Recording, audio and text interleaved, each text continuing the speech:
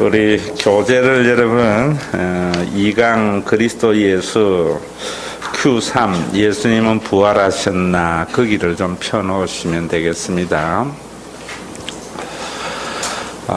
우리가 회복 있는 잔치, 심 있는 잔치를 하는 이유에 대해서 먼저 분명히 해두고 가야 될 것 같아요. 지금 많은 사람들이 말하는 그 하나님이 정말 성경에서 계시하는 그 하나님인가, 또 우리가 지금 생활하고 보고 있는 교회가 예수님께서 자신의 몸을 버려서 세우신 정말 교회인가, 여기에 대한 의문이 참 많이 있죠. 정말 그렇다면은 우리가 이대로 믿어도 되지만은 정말 우리가 많은 사람들이 말하는 그 하나님과 성경이 계시하는 그 하나님이 다를 수도 있거든요. 또 그리고 예수님이 자신의 몸을 버려서 세우신 그 교회가 무엇인가 알고 믿어야지, 우리가 단순히 죽어서 천국에 가기 위해서 참 힘들게 예수 믿는 것이 아니라 땅에서도 그 무엇으로도 이룰 수 없는 그 하나님의 나라를 우리가 맛이라도 보면서 살다가 주님 앞에 가는 그런 신앙생활을 하기 위해서입니다. 그래서 여러분들 이 강의를 들을 때 제가 박수 치는 의미 이러면서 그랬는데, 우리가 가지고 있는 그동안의 전통적인 신앙의 어떤 생각들, 또 인간이 만들어낸 여러 가지 틀들, 또 우리가 고래로 가지고 있었던 토속적인 신앙, 이런 모든 전제를 내려놓고 정말 성경이 말하는 것이 무엇인가, 정말 이 성경은 가장 인류의 역사 이래의 베스트셀러라고 말하지 않아요. 그래서 그 성경이 말하는 그 하나님, 성경에서 말씀하시는 그 예수님을 우리가 알고 믿어야 되지 않겠나. 그런데 그 성경을 이단들도 참 성경을 가지고 이야기하거든요. 또 많은 목사님들도 다 성경을 가지고 이야기한다는데, 정말 성경을 어떻게 봐야 되는가? 예수님이 말씀하실 때에는 성경이 단순한 우리가 교훈이라든지 우리가 모범으로 살아야 할 삶의 어떤 위대한 위인전이 아니거든요. 그리고 성경은 이스라엘의 역사이면서도 그 역사에서 계시하는 그 하나님을 믿어야 되는데 그러지 못한 경우가 참 많이 있습니다. 그래서 사람들에게 의아심을 가져다 주는 거죠.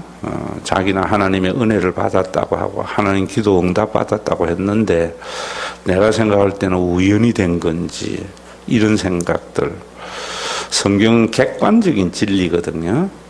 그래서 누구든지 그 진리를 이해할 수 있어야 돼요.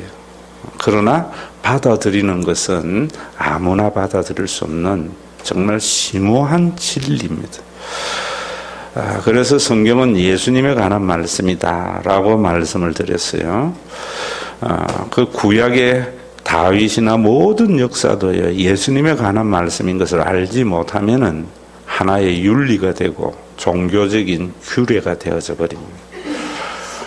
그런 부분에 대해서 여러분들이 신앙생활하면서 해답을 찾아야 되겠지만은, 이 시간은 그러면 성경에서 예수님은 누구신가라는 말을 할 때에 우리가 생각할 때에 성경은 예수님은 하나님의 아들이시다 이러거든요. 그래서 이 사람이 예수를 믿는 사람이냐 안 믿는 사람이냐는 예수님을 하나님의 아들로 받아들이느냐 그렇지 아니하냐라는 것으로 판가름되어져요. 그럼 예수님을 하나님의 아들로 받아들이는 사람은 그냥 예수님은 하나님의 아들로 믿습니다 라는 생각을 한다고 해서 받아들인 것이 아니라 말입니다. 우리 한국 사람들은 하나님의 아들이라 하면은 초월적인 능력을 가지고 있는 어떤 신성만 생각해요. 그래서 내가 내 힘으로 이루지 못할 것을 하나님의 아들인 예수님의 힘을 빌려서 이루려고 하는 것이 좋은 신앙이라 생각하고, 또 그런 것들이 확고하게 흔들리지 않는 믿음을 좋은 믿음이라 하지만은, 그것은 한국 사람들이 생각하는 하나님의 아들이라는 개념 때문이죠. 그러나 예수님이 자신을 하나님의 아들이라 주장한 것은 한국 사람에게 한 것이 아니고 유대인에게 한 거란 말입니다. 그럼 유대인들에게는 예수님 자신이 하나님의 아들이라고 주장을 했을 때 유대인들은 어떻게 받아들이느냐 하는가 하면은, 이분은 성전을 건축할 자다, 이렇게 받아들인다. 우리 지금 신앙의 출발이 빗나가는 것이 여기서부터 빗나가거든요. 예수님을 하나님의 아들로 받아들이는 사람은 어떤 사람들이냐면은, 예수님이 이루신 그 성전, 예수님이 건축하신 그 성전을 받아들이는 사람이어야지, 예수님을 믿는 사람이지, 그저 예수님을 하나님의 아들로 받아들인다고 해서 예수를 믿는 사람이 아니라 말입니다. 굉장한 착각이 있는 거예요.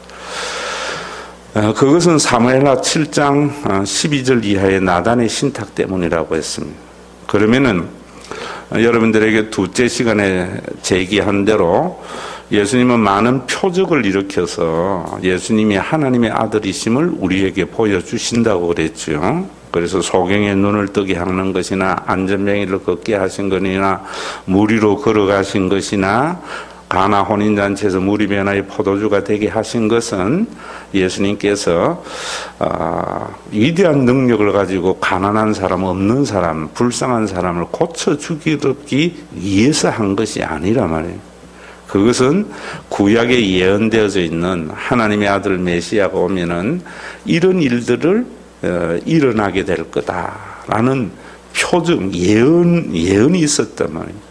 그래서 그 예언대로 예수님은 그러한 일들을 통해서 자신이 하나님의 아들이심을 믿게 한 겁니다.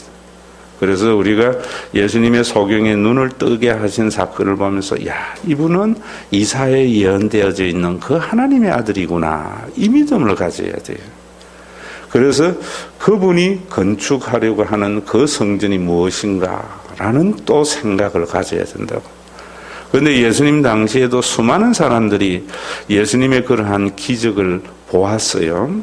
이번 주일도 설교를 할 때 이제 7장에 보면은 진짜로 예수님을 반대했던 사람들도 진짜로 하나님의 아들이 온다고 해도 예수가 행한 기적만큼 많이 일으키겠나, 사람들이 그때 그런 말을 할 정도였거든요. 그런데 왜 예수님의 제자들은 예수님을 하나님의 아들로 믿었고, 또 예수님의 적대자들, 종교의 지도자들, 또 더 많은 유대인들은 예수님을 하나님의 아들로 믿지 아니했느냐? 우리가 이 차이를 알아야 되거든요. 그것은 성전에 관한 생각의 차이였어요. 그래서 유대교의 지도자들, 바리새인들과 서기관들과 많은 유대인들은 전통적으로 그들이 만들어낸 종교, 유대교는 성경을 가지고 이 성경에 있는 내용을 하나의 종교화해서 전통을 만드는 겁니다. 그건 구약이 아니에요. 많은 기독교인들의 착각이 구약은 유대교, 신약은 기독교, 이건 세대주의자들이 주장하는 거예요. 그들은 성경에 있는 원래의 그 하나님의 백성, 성전, 하나님의 나라, 이것을 오도한 거예요.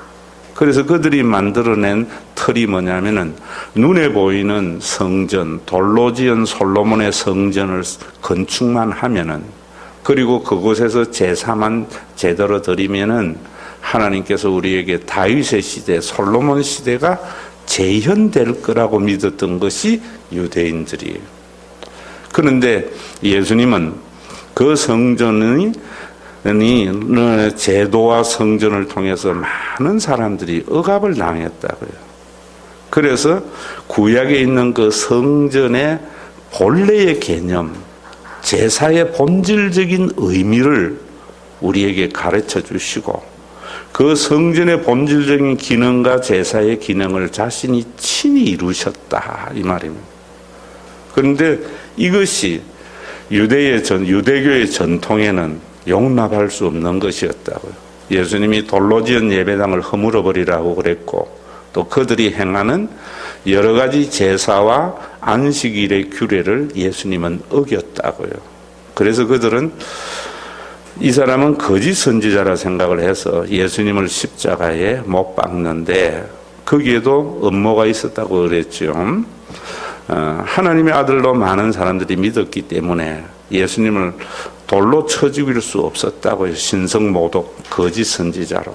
그래서 로마에 대해서 독립을 일으키는 자라고 모함을 해서 빌라도의 손을 빌어서 예수님을 십자가 처형한 거예요. 그 이면에는 신명기 21장 23절에 보면 나무에 달린 자는 하나님의 저주를 받은 자라고 하는 그 말씀 때문에, 그래서 그들은 예수님을 십자가에 달려 돌아가시게 하셨단 말이에요. 그래서 수많은 사람들, 예수님의 기적을 보면서 예수님을 하나님의 아들로 믿었던 사람들도 예수님이 십자가에 달려 돌아가시자 다 떠났다고요.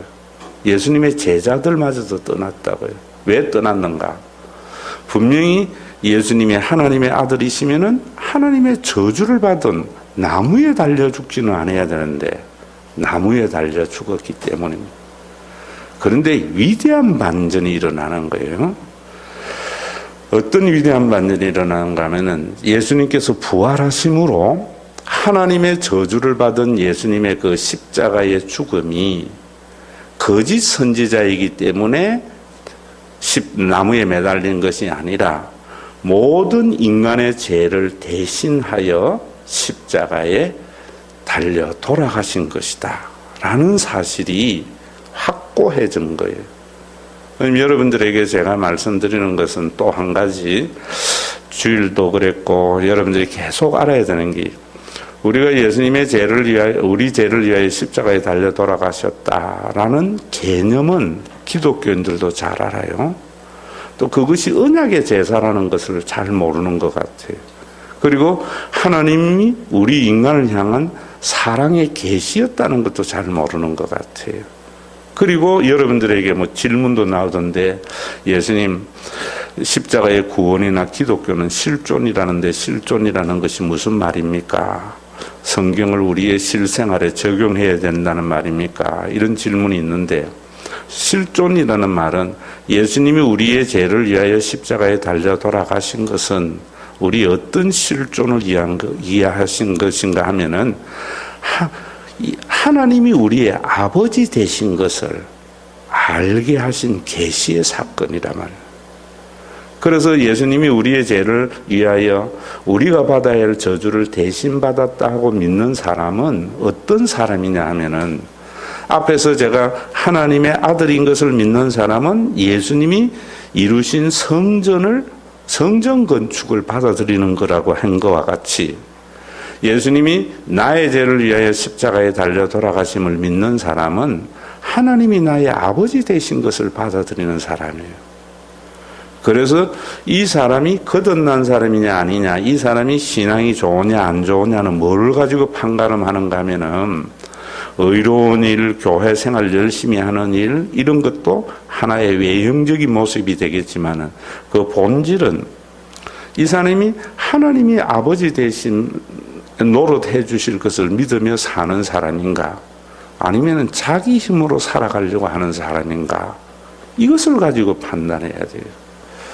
그래서 교회가, 하나님의 나라가 이루어지지 아니하고 이 땅이 참 어려운 것은 사람들이 하나님의 아버지 노릇해 주실 것을 기대하며 살지 아니하고 자기 힘으로 살아가려고 하기 때문에 힘든 거예요.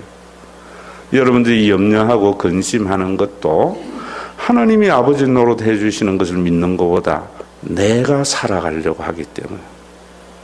그리고 우리가 이 세상에 지난주일도 말씀드렸지만은 먹고 사는 일에 걱정이 되는 것은 모든 사람이 자기 힘으로 자신의 생명의 안전을 도모하고 행복을 도모하고 살려고 하는 죄인 탕자와 같은 죄성 때문이에요.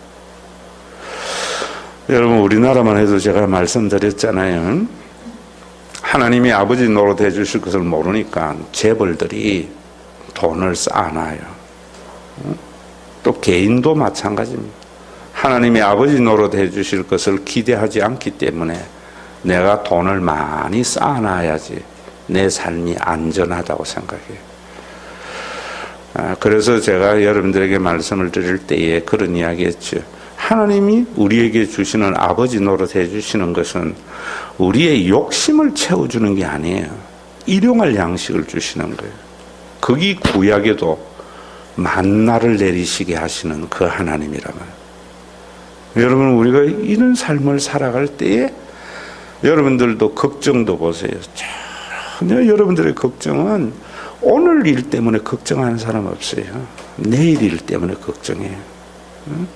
오늘 여러분들의 자식이 50점 받았다고 걱정합니까? 그 50점 때문에 이 아이의 미래가 나빠질까 봐 걱정하는 거예요. 전부 우리에게 그런 부분이에요. 그래서 예수를 믿는 사람, 예수님이 이 땅에 오셔서 하나님의 백성에게 요구하는 삶은 하나님이 아버지 노릇 해주실 것을 의지하고 살아라고 탕자의 비유를 말해 주었고요. 또 그렇게 사는 것이 신앙생활인데 교회마저도 쌓아놓으려고 하잖아요. 그러니까 하나님의 의가 나타나지 않는 거예요. 여러분들이 이런 판단이 교인들에게도 있어야 돼요. 그래야 목사님들이 변화된다. 그래야 세상이 소금이 된다. 우리나라 경제, 여러분, 모든 사람이 하루분의 양식을 만족하며 살아가면 우리나라 경제 살아납니다. 내수가 살아나요. 그런데 우리는 요즘 이 불경기에 은행의 저금이 늘어나잖아요. 그러니까 공항에 초입으로 와 있다고요. 공장에 물건은 많은데, 시장에 물건은 많은데 그 물건이 소비되지 않는 이런 악순환이 우리 앞에 와 있다. 이게 경제의 정책이나 뭐로 되는 게 아니에요. 복음을 받아들이느냐 안 받아들이느냐 이것으로 된다. 이런 것들이 실존이라는 말이죠. 그래서 우리가 하나님이 아버지 되심을 믿는 거고, 또 여러분 이렇게 살아가려면은 분명히 하나님이 우리에게 아버지 노릇 해주실 것에 대한 믿음이 있어야 되죠. 여러분들이 질문에 대해서도 이런 게 있더라고요. 참 목사님, 이 신과 회복 있는 교회 와서 어려운 것이 하나님이 아버지 노릇 해주심을 믿으며 살아가는데 그것이 어린 자녀를 두고 있는 자기에게는 거의 불가능에 가까운 일이라고 이런 이야기를 해요. 자, 그러면 여러분들이 지금까지는 그런 생각이 들어야 되고 질문이 나와야 돼요. 그 문제가 이번 주와 다음 주에 해결이 되어져야 된다. 그러면 우리에게 예수님 하나님이 십자가에 달려 돌아가셔서 하나님의 아버지 되신 것은 인간의 믿음과 상관없는 역사에 일어난 사실이에요. 내가 내 아버지를 어릴 때에는 내 아버지가 만나라는 의심도 들었고요. 아버지가 나를 사랑하느냐 하는 것도 의심이 들었지만은 내 믿음과 상관없는 아버지는 나를 낳으신 분이고 나를 사랑하시는 거예요. 내가 그걸 의심할 때에는 아버지와 관계가 좋지 않아서 집에 들어가면 지옥이었지만 그것을 받아들이는 순간 집에 들어갈 때에 내 집이 천국으로 변화되는 거예요. 여러분들 이런 부분들 잘 아셔야 돼요. 하나님의 아버지 되신 것은 전혀 인간의 믿음과 상관없는 역사적인 사실이에요. 그것을 받아들이는 순간 우리가 살아가는 세상, 내가 세상을 보는 눈이 달라져요. 옛날에는 지옥 같았는데 정말 이 세상이 하나님의 나라로 보여진다고요. 여러분, 우리가 이 믿음을 받아들이는 사람은 신앙인이고 믿음을 받아들이지 않는 사람은 하나님의 지으신 자이지만은 하나님을 인정하지 않는, 제가 주일날도 말했지만 호로 자식이란 말이에요.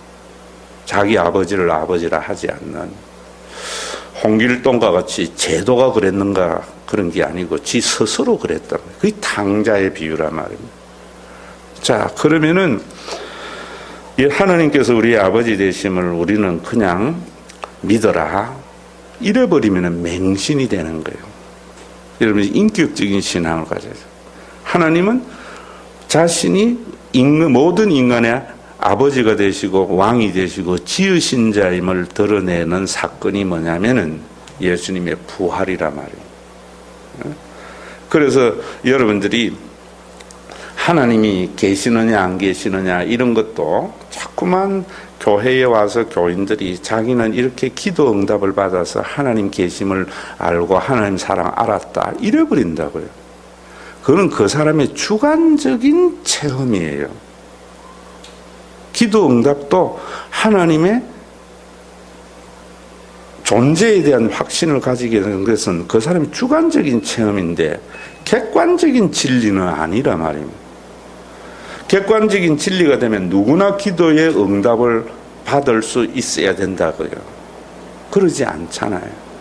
어떤 사람은 병에 걸려가지고 기도해가지고 나았다고 하는데 그 사람은 분명히 그 일을 통해서 하나님의 존재를 확신했지만은 그것이 객관적인 진리가 아닌 것은 그러면 누구든지 기도를 해가지고 병이 낫게 돼야만이 하나님의 존재에 대한 객관적인 진리의 선포가 된다고.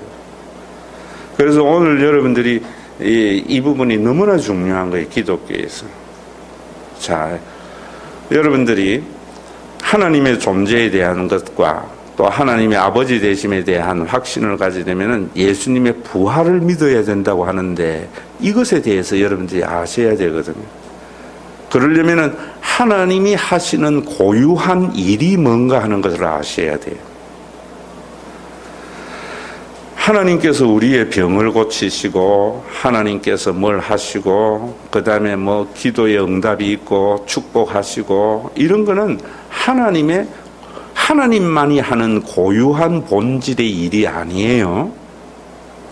여러분들이 하나님께 기도해가 복 받을 수도 있지만은 또 여러분들의 유력한 친척이 여러분들을 부자로도 만들어줄 수 있잖아요. 회사 사장님도 만들어줄 수 있잖아요. 그렇기 때문에 그건 하나님의 고유한 영역이 아니라고요. 또 여러분들이 병 고치는 것도 기도해가지고 병 고칠 수도 있지만 의사도 고칠 수 있거든요.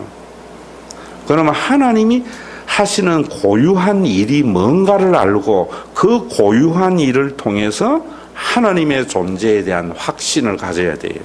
이게 객관적 진리를 믿는 것이고 성경은 그렇게 말하고 있는 거죠. 그러면은 여러분이 그 다음 장에 한번 넘겨보시면은 성경 구절이 있어요. 그 다음 장에 넘겨보시면은 어디 있나? 우리 전 지사님이 편집을 해가지고 그 앞에 장이에요. 그 앞에 장. 응? 내가 봤는데 아침에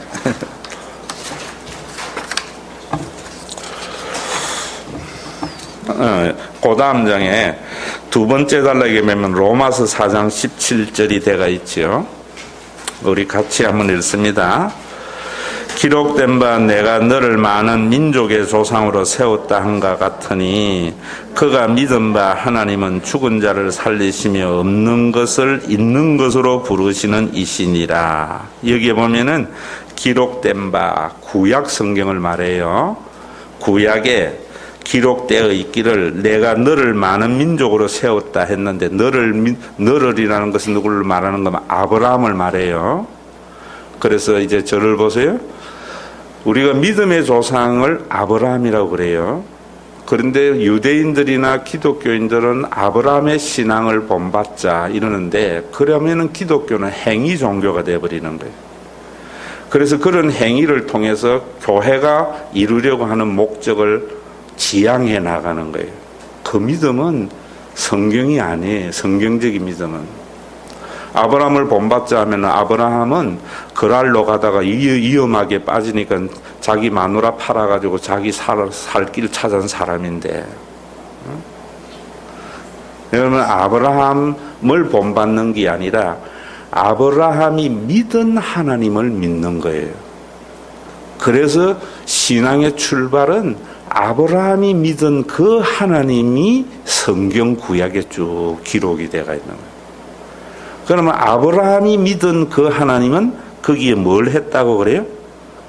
죽은 자를 살리시고 없는 것을 있는 것 같이 부르시는 이. 자, 저를 보세요. 하나님이 하시는 일이 두 가지예요. 고유의 일은. 여러분, 목사님이 하시는 고유의 일이 뭐죠? 네? 어떤 분들은 목사님이 설교하시는 분, 신방하시는 분, 행정하시는 분 이러잖아요. 이 설교는 전도사도 하잖아요. 설교는 또 뭐 장로도 하잖아요. 목사의 고유의 일은 축도예요, 축도.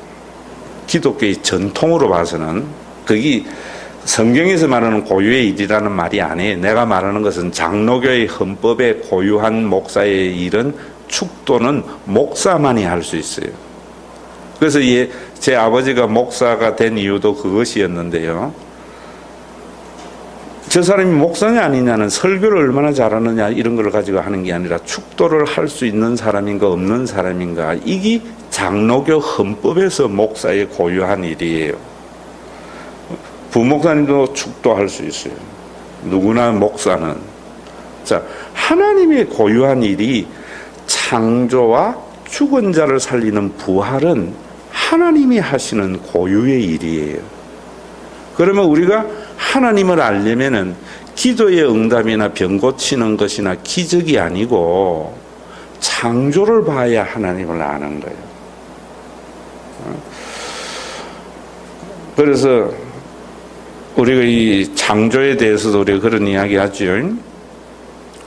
창조냐 진화냐. 진화론이에요. 론은 학이 아니라 말입니다. 학은 경험되거나 증명되어야 학문이 되는 거예요. 창조론, 창조도 경험되거나 증명할 수 없기 때문에 성경이 주장하는 바예요. 그런데 창조론이 확실히 맞는 것은 이수정 전도사에게 내가 창조과학회에서 나눈 비디오 10개를 줘놨는데 여러분 그거 보면은 아주 명쾌히 알 수 있는데, 그것도 이분이 젊은 지구론을 주장하는 과학자이기 때문에 약간의 문제점들이 있지만은 참 좋은 비디오예요. 몇 가지 수정되어야 될 부분이 있는데, 그러면 여러분들에게 지금 그런 것보다도, 그 논쟁보다도 나는 하나님을 어떻게 해서 확신하게 되는가 하면 하나님이 지으신 피조 세계를 보면서. 한 가지만 여러분들에게 말씀을 드린다면은 우리 몸속에 있는 핏줄이 지구 한 바퀴 반을 돌 만큼 긴 핏줄이 있습니다. 이 실핏줄까지 연결을 다 하면은 그 핏줄에 피가 한 바퀴 돌아서 이렇게 다시 자기 심장으로 돌아와요. 무슨 압력으로? 심장이 쿵쾅하는 그 압력 하나를. 여러분 여름에 물 호스에 물을 통과해서 잔디에 물을 주려고 할 때에 여기에서 얼마나 큰 압력이 있어야, 길면 길수록 지구 한 바퀴 반을 도는 호스에 물이 한 바퀴 통과하려면 얼마나 큰 압력이 있어야 되겠어요. 또 호수가 지탱할 수 있는 압력의 한계가 있어요. 강하게 하면 호수가 터져버린다고요. 그런데 우리 몸의 실핏줄은 얼마나 연약합니까? 그 막이. 그런데도 심장의 쿵쾅 그 하나에 피가 한 바퀴 돌아요. 이게 필요해가지고 진화되어서 이렇게 되었을까요? 아메바가. 저는 그것을 믿는 것이 기적이라고 봐요. 완벽한 지혜자가 만든 거예요. 저는 창조를 보면은 완벽한 하나님의 지혜가 있다고. 그래서 여러분 우리가 주 하나님 지으신 세계라는 찬양하는 거예요. 앞으로 여러분들이 간증을 할 때에는 과학자든 아니면 예술가든 하나님의 창조의 완벽한 지혜를 보면서 우리가 하나님의 존재에 대해서 확신해야 돼요. 기도 응답 이런 데 넘어가지 말아요.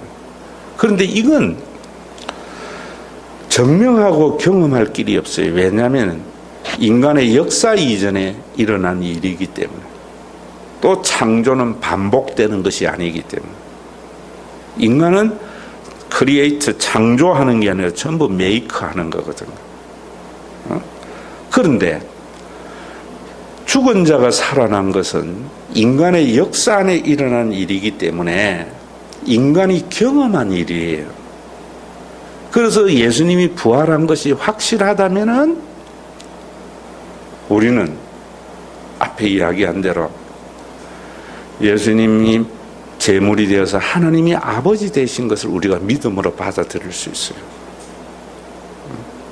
또 예수님의 속죄의 제물이 된 것을 우리가 받아들일 수 있다. 예수님이 제물이 되신 참 제사인 것을 우리는 받아들일 수가 있어요. 자, 그러면은 예수님이 진짜 부활했는가 하는 문제예요. 그래서 여러분 거기에 보세요. 예수님의 정말 부활하셨나라고 이야기할 때에 요 마태복음 16장 4절에 보면 악하고 음란한 세대가 구하니 표적을 구하나 누구의 표적밖에 없다고요? 요나의 표적이 3일 만에 부활한 것을 말해요. 그리고 예수님이 뭐라는가 하면 죽임을 당하고 3일 만에 예수님이 살아난다니까 제자들이 근심했어요. 그리고 마태복음 20장에 보면은 이방인들에게 넘겨주어 그를 조롱하고 채찍질하여 십자가에 못 박게 할 것이나 제 3일 만에 살아날 것이라고 예수님이 말했다고요. 자, 이제 저를 보세요. 그러면 전통적인 성전과 제사의 제도를 유지하려고 하는 예수님을 거짓 선지자로 십자가에 못 박은 자들이 예수님을 십자가에 못 박고 난 뒤에 해야 할 조치가 뭐냐면요, 예수님이 살아생전에 자신이 부활할 거라고 이야기를 했기 때문에 예수님이 부활하면은 큰일이잖아요. 그래서 완벽한 조치를 했는 것이 마태복음 27장이에요. 그 밑에 보세요. 그 이튿날은 준비일 다음 날이라 대제사장들과 바리새인들이 함께 빌라도에게 모여 이르되 주여 저 속이던 자가 살아있을 때에 말하되 내가 사흘 후에 다시 살아나리라 한 것을 우리가 기억하노니 그러므로 명령하여 그 무덤을 사흘까지 굳게 지키게 하소서. 그의 제자들이 와서 시체를 도적질하여 가고 백성에게 말하되 그가 죽은 자 가운데서 살아났다 하면 후에 속임이 더 클까 하나이다. 빌라도가 이르되 너희에게 경비병이 있으니 가서 힘대로 굳게 지키라 하거늘 그들이 경비병과 함께 가서 돌을 임봉하고 무덤을 굳게 지키니라. 예수님을 십자가에 못 박고 난 뒤에요, 예수님이 절대로 살아나지 못하도록 예수님을 무덤에 가두고 큰 돌을 막았어요. 그리고 이 무덤을 여는 자는 처형을 한다는 빌라도의 도장을 찍었다고. 그것도 부족해서 경비병을 세웠다고요. 그런데 28, 그 밑에 한번 보세요. 여자들이 잘 때에 경비병 중 몇이 성에 들어가 모든 된 일을 대제사장들에게 알리니 그들이 장로들과 함께 모여 의논하고 군인들에게 돈을 많이 주며 이르되 너희는 말하기를 그의 제자들이 밤에 와서 우리가 잘 때에 그를 도적질하여 갔다 하라. 만일 이 말이 총독에게 들리면 우리가 권하여 너희로 근심하지 않게 하리라 하니 군인들이 돈을 받고 가르친 대로 하였으니 이 말이 오늘날까지 유대인 가운데 두루 퍼지니라. 자, 이 사람들이 예수님이 십자가에 달려 돌아가시고 죽고 나니까 예수님이 살아생전에 3일 만에 부활한다고 했기 때문에, 또 부활은 하나님의 존재에 대한 증명이기 때문에 예수님의 돌무덤을 짓고 도장을 찍고 경비병을 지켰는데 3일 후에 무덤이 비은 거예요. 그러니까 이 사람들이 뭐라는가 하면은 그 경비병을 일반적으로는 보면은 자기가 잘못 지켰으니까 벌을 줘야 되는데 차라리 돈을 주면서 너희들은 우리가 잘 때에 제자들이 시체를 훔쳐갔다고 하라 라고 말을 하는 거예요.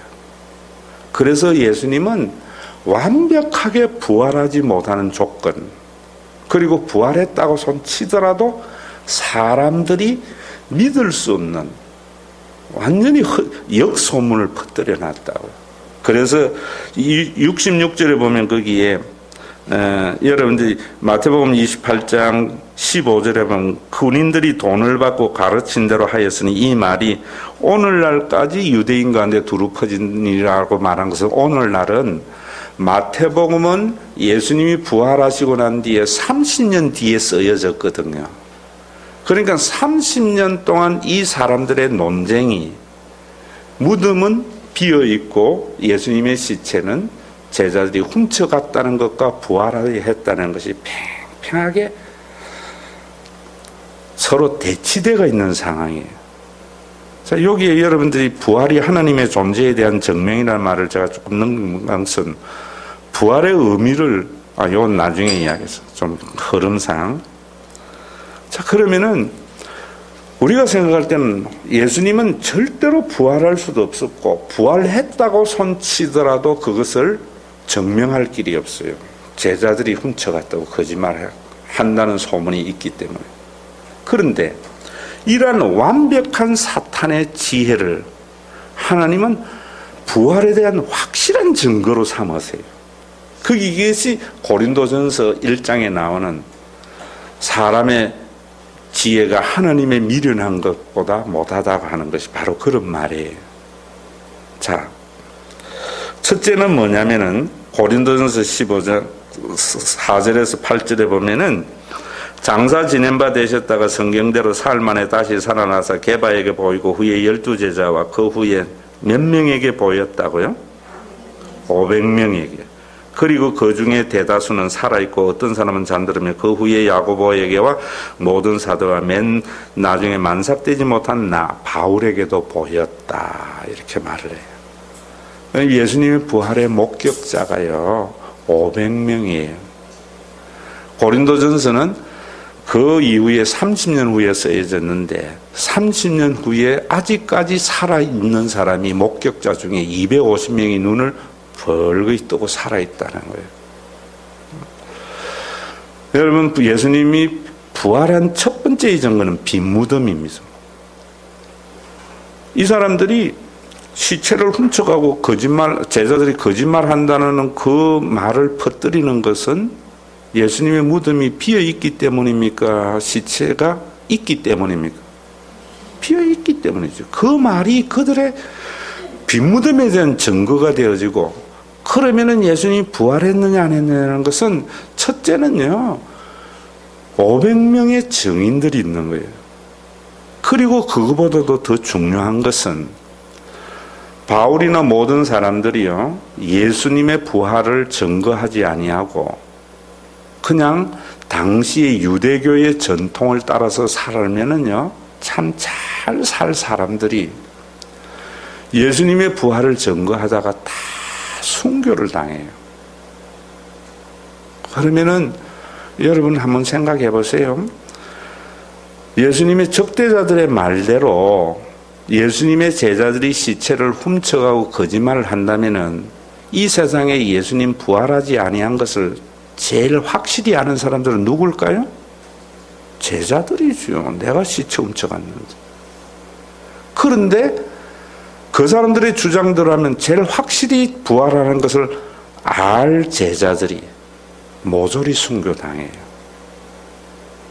이것은 예수님의 부활에 대한 확실한 증거예요. 저는 그래서 예수님이 부활하신 것을 확실히 믿어요.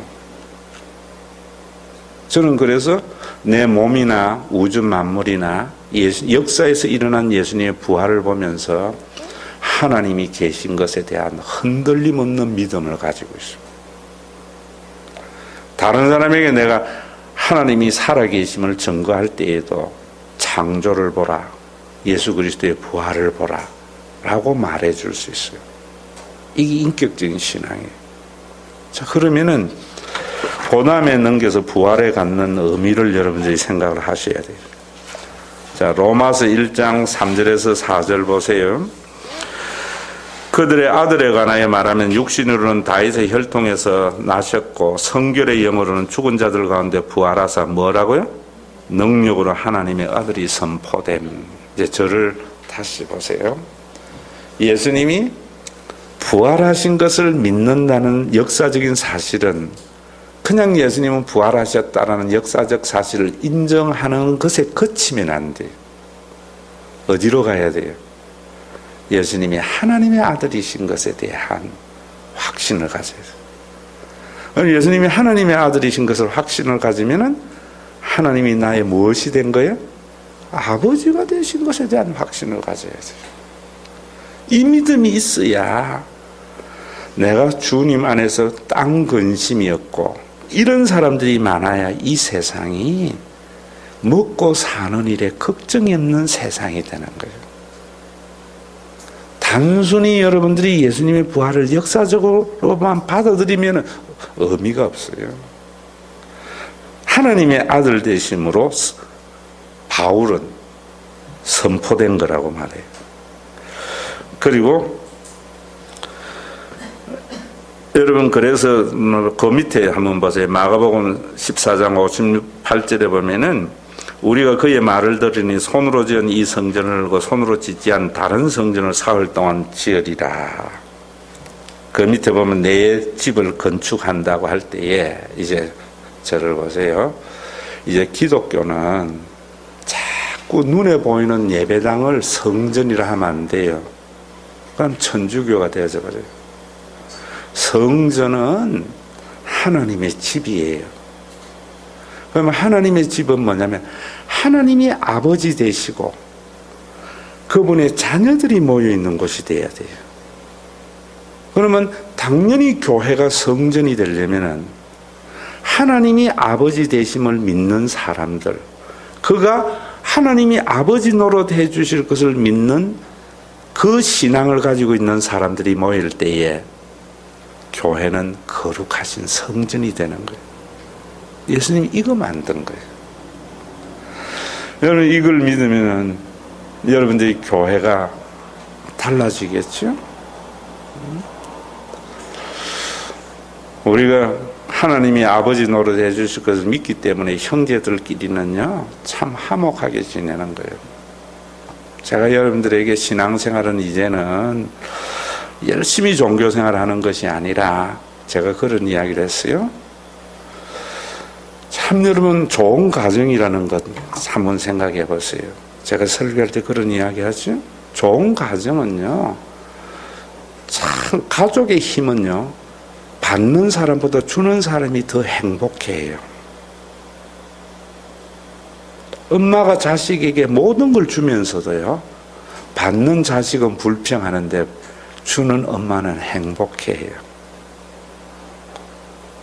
요즘은 이제 아버지만 돈 버는 게 아니라서 이 말이 실감이 안 났지만 아버지가 회사에 가서 억울한 소리 들어가면서 부당한 대우 받아가면서 돈 벌어가지고 자식 입에 들어가는 걸 보면서 참 기뻐해요.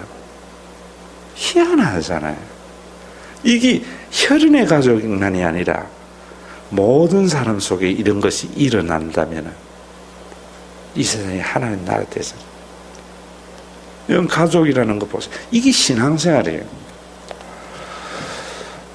가족은요 한 사람이 고통을 당할 때에 고통당하는 당사자보다 옆에 있는 가족이 더 아파하고 안타까워해요.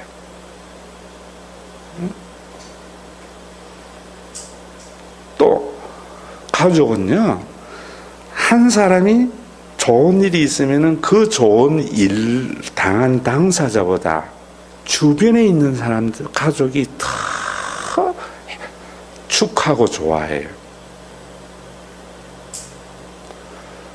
뭐 요즘 이 말 하기가 참 미안해요. 그럼 여기는 뭐 여러분들이 별로 없어서 그러는데 우리 막내 아들이 대한항공에 딱 취직을 했어요. 대학을 졸업하고 좀 놀다가. 근데 취직했놈은 약간 덤덤한데 누나들은 난리가 난 거예요. 카톡에 보니까. 그게 가족이에요. 저는 별로 난리가 안 나. 왜냐하면은 내 아들도 있지만은 교회에 재민이나 수많은 아이들의 얼굴이 떠올라요. 내 자식만이 아니에요. 여러분 교회가 한번 보세요. 여러분들이 왜 우리가 이렇게 신앙생활이 교회에 가고 싶고 이런 게 없는가 하면 신앙생활을 그저 예배에 출석하는 것, 뭐 봉사하는 것 이런 거에 초점을 맞추고 있기 때문에 예수님이 이루신 성전은요, 교회에는 자기가 열심히 하면서 주면서 받는 사람보다도 더 행복한 성령의 능력이 있어야 돼요. 아픔을 겪었을 때 그걸보다 더 아파하는 사람들, 이런 사람들이 성숙된 사람, 거듭난 사람이에요. 이게 예수님을 받아들인 사람. 여러분들이 예수님의 부활을 그냥 역사적으로 부활하셨다 동의하는 것은 의미가 없어요. 예수님이 하나님의 아들이신 것과 그분이 이루신 그 성전, 하나님이 아버지 되셔서 그 아버지를 모시는 교인들의 모임이 하나님의 나라 성전인 것을 받아들여야지, 유대인들과 같이 돌로 지은 예배당, 이 속에서 행해지는 여러 가지 종교적인 행위, 여기에 초점 맞추면 안 돼요. 그리고 부활이 하나님의 존재에 대한 증명인 것은 예수님의 부활과요, 성경의 여러 부활의 차이가 있습니다. 예수님이 부활할 때에도 무덤에서 살아난 사람도 있었고, 엘리야에 의해서 살아난 자도 있었고, 나사로도 부활했고, 그건 소생입니다. 그들은 다 죽었어요. 그런데 예수님의 부활은 그 부활과 성격이 달라요. 그 다른 것이 뭐냐면 이런 거예요. 예수님이 죽으신 것은 단순히 죽은 것이 아니라 유생물이 무생물이 된 거예요. 여러분, 3일이 됐다는 말은, 여러분, 사람이 심장이 먹는 것도 죽는 거고 뇌가 먹는 것도 죽는 거고 다 죽는 거지만, 진짜로 다 죽는 것은 심장의 박동이 멎으면서 피가 세포로 공급이 되지 않으면서 72시간이 지나야 돼요. 그래야 우리 세포마저도 다 죽는 거예요. 여러분들 해 먹으러 가면은 좀 고급 회 시키면은 살 다 발라내가지고, 고기는 대가리겠죠. 대가리와 뼈에 이래줘요. 그러면 아감이 번뜩번뜩해. 그건 살아있는 게 아니고 세포가 살아있는 거예요. 아직까지.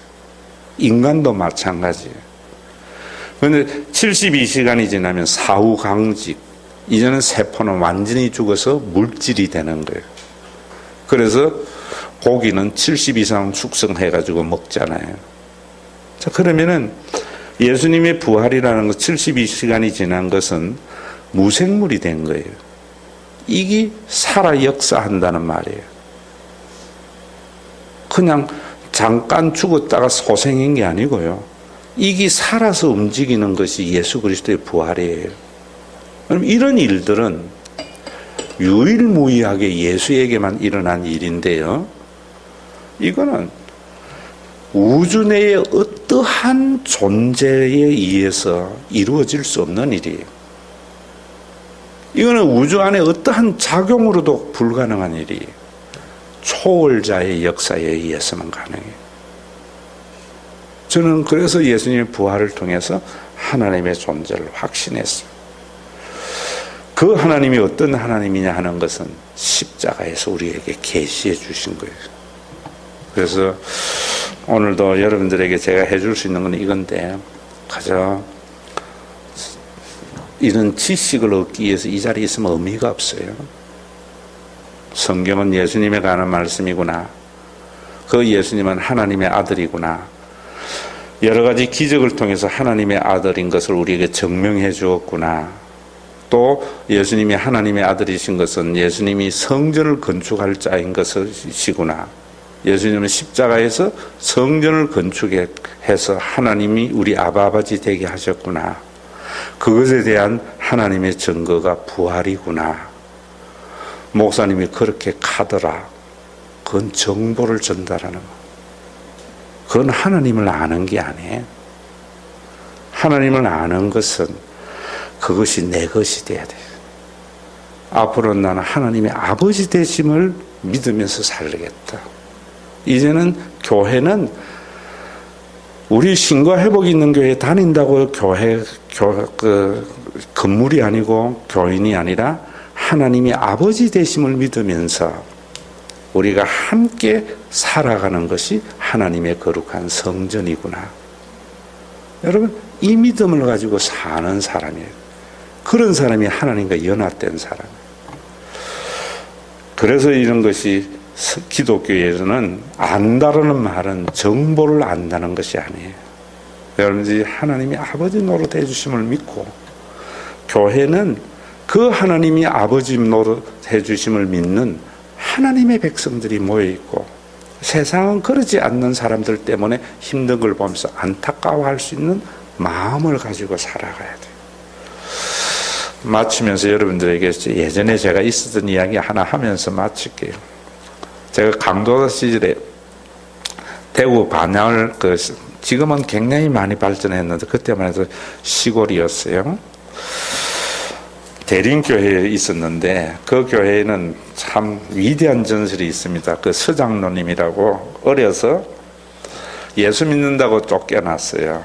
그 위에 숙천이 서씨 가문 집성촌인데 재산 한 푼 못 받고, 그래가지고 쫓겨나가지고 어디 갔는가 하면 대구 약정 골목에 가서 약 짓는 거 심부름하면서 살았어요. 그런데 이분이 이제 60년대 70년대요 약만 지면은 어떤 병도 다 나요. 그게 어성의 탐리의 약국하고 대구의 숙천 약국이었어요. 약방이었죠. 약국이 아니고.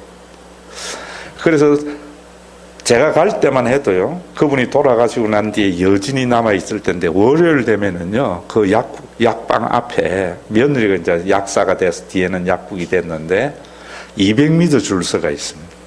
내가 가기 전에는 전국에서 들것에 실려왔던 사람이 약 먹고 나아가고 이런 상황이 벌어졌던 곳이에요. 그러니까 재산이 많이 늘었죠. 이분이 돌아가시면 자기가 살던 202평짜리 대지주택을 교회에 바치고 돌아갔어요. 기와집에 좀 이렇게 불편하죠. 옛날 집이니까. 그걸 강도사 사택으로 써라 했어요. 그래서 거기 쓰는데 참 다 좋은데 우리 대려 공부를 조금 못한 게 그런 것 같아. 옛날은 다 대청마루잖아요. 뭐 대려 거기서 돌 지냈는데 매일 나가 있다 보면 그 툇마루에서 떨어져 가지고 울고 있어. 머리를 많이 다쳤던 것 같아. 그리고 샤워 시설이 없는 게 좀 불편했어요. 그래서 그 마당가에 샤워 시설에 이래 좀 천막을 좀 쳐서 지사님께서 이래 만들어 주셨어요. 그런데 토요일 날인데 누가 초인종을 눌려요. 그래서 툇마루를 보니까 교인이 아니더라고. 그래서 반바지 입고 서리발을 끌고 터덕터덕 나갔더니 이 사람이 아래를 딱 쳐다보는 거예요. 틀림없이 토요일 날에 이렇게 집에 있으면, 요즘은 주 5일 근무지만 옛날에는 아니었잖아요. 이놈이 실장사구나 이래 생각한 것 같아요. 실장사 뭐예요? 실업자. 그래서 사람을 상당히 깔보는 투로 하는 이야기가, 이 집에 왜 불법 건축물을 했느냐고 이러더라고. 그래서 내가 불법 건축물을 한 거 없는데요 이랬더니만 그걸 가지고 이야기하더라고. 근데 그날 아침에, 그게 이제 89년도에 무슨 사건이 신문에 대서특필됐는 거면 현대자동차가 수백만 평의 건물을 불법 건축을 해가지고 세금을 내지 않으면 탈세했다고 이렇게 따달썩하게 났어요.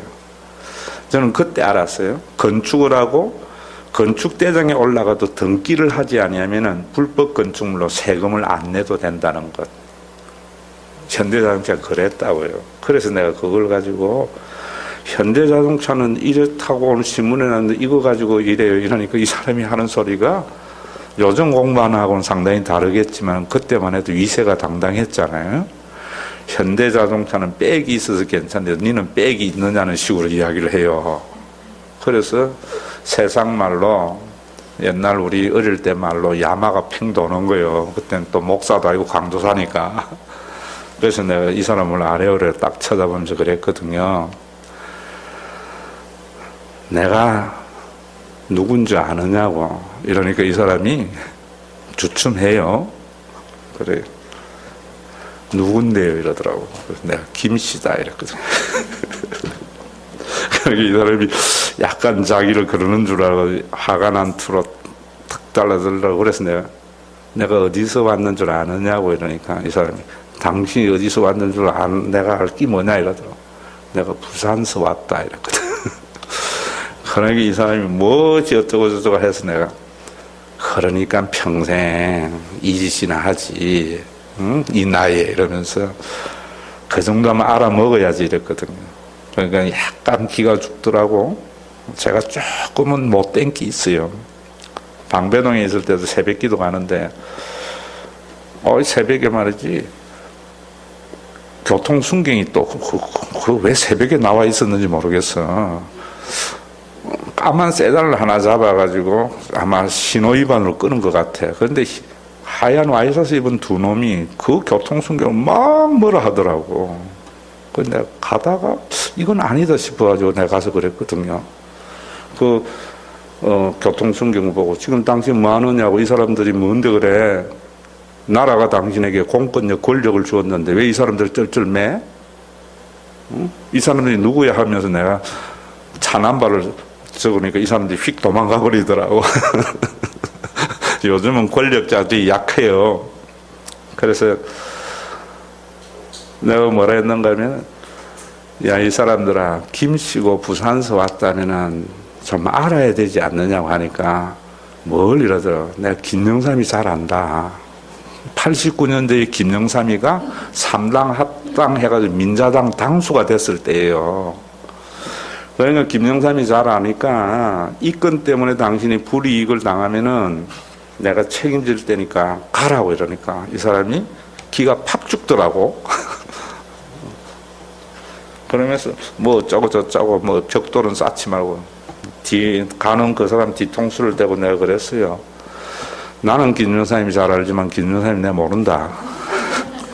내가 김영삼이 잘 알죠. 경남고등학교 2회고 김영김 씨고 아버지는 엄마는 6.25 때 공산당에 그랬고 아버지는 멸치의장 해서 대통령 됐을 때에 멸치가 폭등할 때 김영삼이 그랬다고 억울한 소리도 듣고 김영삼이 절대로 경제는 못 살리잖아요. 왜냐면 김영삼이는 경제는 살려도 경제는 안 되거든요.